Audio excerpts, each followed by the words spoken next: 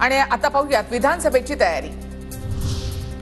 मनोज जरांगे यांचा दृष्टिकोन आणि माझं उद्दिष्ट एकच, संभाजीराजे छत्रपती यांची सूचक वक्तव्य। राजेंच्या वक्तव्यानंतर जरांगे आणि स्वराज्य संघटना विधानसभेला एकत्र येण्याची शक्यता।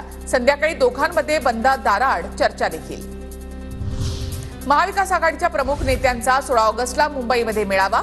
षण्मुखानंद सभागृहामधल्या मेळाव्यात विधानसभा निवडणुकीच्या प्रचाराचा नारळ फोडणार। विधानसभेसाठी महायुतीचं घोषवाक्य निश्चित, एकजूट महाराष्ट्रासाठी अभियान, विकासासाठी कल्याणासाठी हे घोषवाक्य घेऊन महायुती राज्यभरामध्ये प्रचार करणार। ठाण्यातील महायुतीच्या मेळाव्यामध्ये प्रसाद लाड यांची घोषणा।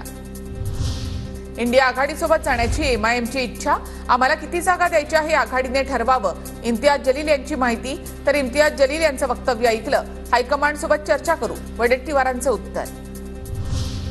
विधानसभेसाठी ठाकरे गटाचा पुणे जिल्ह्यामध्ये विशेष प्लॅन। शिरूर, मावळ, बारामती आणि पुण्यामध्ये 2 जागांची मागणी करणार, सूत्रांची माहिती।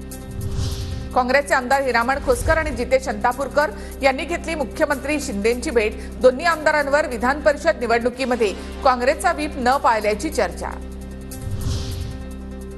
इगतपुरीमधील 15 कोटींची कामं मुख्यमंत्र्यांकडून मंजूर करून घेण्यासाठी भेट। येत्या निवडणुकीमध्ये काँग्रेसकडून मलाच तिकीट मिळणार, आमदार हिरामण खोसकर यांचा दावा।